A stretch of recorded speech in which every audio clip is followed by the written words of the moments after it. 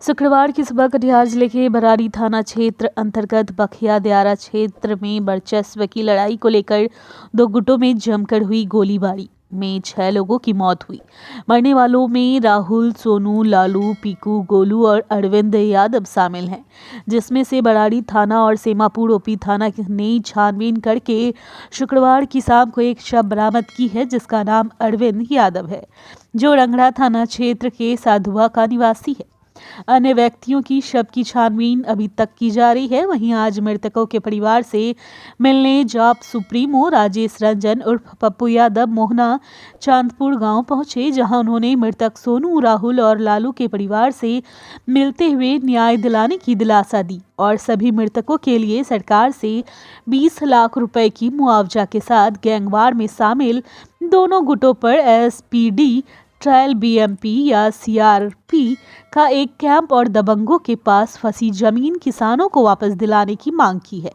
वहीं इस घटना की निंदा करते हुए पप्पू यादव ने इस घटना की तुलना अंग्रेज की गुलामी से करते हुए कहा कि इसे कई गुना ज्यादा अंग्रेज की गुलामी अच्छी थी। कम से कम माँ बहन तो सुरक्षित थी, लगान और अनाज ही तो देते थे, जिंदगी तो हिफाजत थी। पप्पू यादव ने बताया कि पूरा का पूरा थाना ओपी थाना पैसों की बदौलत गिरवी रखी है। पप्पू यादव ने कटिहार के एमएलसी पर आरोप लगाते हुए कहा कि मोहन ठाकुर को पूरा प्रोटेक्शन देते हैं कटिहार के एमएलसी। वहीं दूसरी तरफ इस घटना के बाद पूरे गांव में डर और मातम का माहौल फैला हुआ है। हालांकि घर वालों को अभी तक अपने बेटों की शव राह देख रहे हैं। देखने वाली बात यह है कि मृतकों के घर वालों को कब तक उनकी बेटों की शव प्रशासन छानबीन करके देती है। डाइवर्ट करना, जो लोग मरे हैं, क्या वो हमें आश्चर्य होता है कभी कभी कुछ बड़े पत्र अखबार वालों पर कि गोली बारूद, भाई गोली बारूद जिसके बीच वसूली की हुई, इसमें दोषी कौन है? कैंप और फोर्स रहने के बाद यदि गोली बारूद लगातार मोहन ठाकुर या अलग ग्रुप या उस पार के कुछ क्रिमिनल, दो ताकतवर ग्रुप के बीच में आम आदमी की मौत और प्रशासन मुखदर्शक बने रहना और कभी भी कानून का डर नहीं, इकबाल नहीं, खौफ नहीं, कंप्लीट कानून बन गया है मोहन ठाकुर और इसको पूरा प्रोटेक्ट करता है यहां के एमएलसी। हर तरह से प्रोटेक्शन, हर तरह से। बरारी के एमएलए को क्या वोट नहीं चाहिए इन गरीबों का? 5 लोग या 6 लोग या 7 या 8 अभी तक में इस इलाके में कुछ दिनों के अंदर 9 से 12 लोगों की हत्या हो चुकी है। यहां लड़ाई न किसी से है न किसी की है, न यहां लड़ाई किसी जात से है न किसी जात की है। यहां लड़ाई अपराधी ताकतवर लोग अपने वर्चस्व को लेकर के आम समाज पर आतंक का माहौल पैदा किए हुआ है। अभी भी ट्रैक्टर लेकर के लोग दूसरों की जमीन जोतते हैं। यहाँ मुखेर कानून है। ये पहले मनिहारी से लेके कुर्सेला उस पार और इस पार, क्या यह भारत के संविधान से अलग कानून है? यहाँ मैं दियरा के मामले में अभी तक समझ नहीं पाया हूं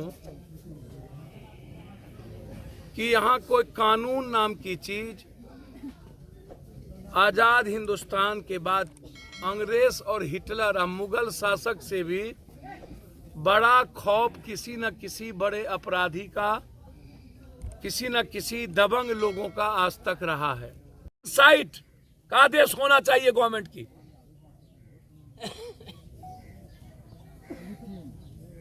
अन्यथा लोकतंत्र में जनता को अधिकार है अपने अधिकार की आवाज उठाने की।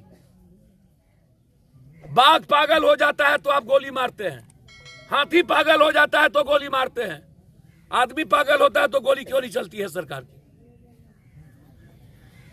और एक व्यक्ति और एक सामूहिक गिरोह के द्वारा आतंक का माहौल, मात्र 5 से 7-8 आदमी का दबंगी, यह इससे बड़ा जुल्म कुछ नहीं होगा।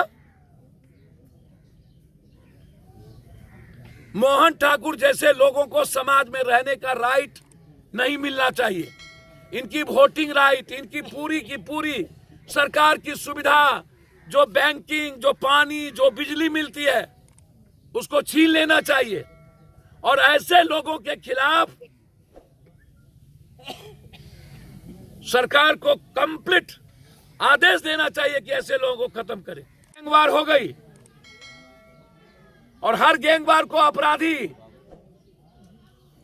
प्रीतम और किसी की मर्डर हो गई रंगाकोल में, और उठा के ले जाकर के मार, तो लगातार आखिर कटिहार में हो क्या रहा है?